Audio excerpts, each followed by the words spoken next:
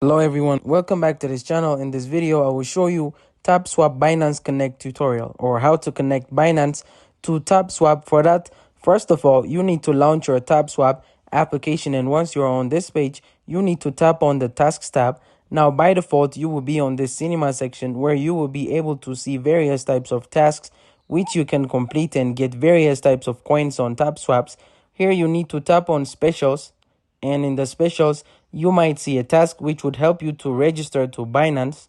So if you are able to see that task, you simply need to tap on that task, and then you just have to first register on Binance, and then you need to complete your KYC on Binance.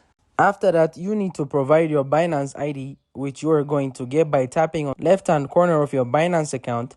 From there, you just have to paste the Binance into the Tapswap, and then you just have to tap on the submit mission option. Now, once you do this, you'll be able to see the rewarded coins into Tapswap. So I hope this video was helpful, and if it was, don't forget to like and subscribe to my channel.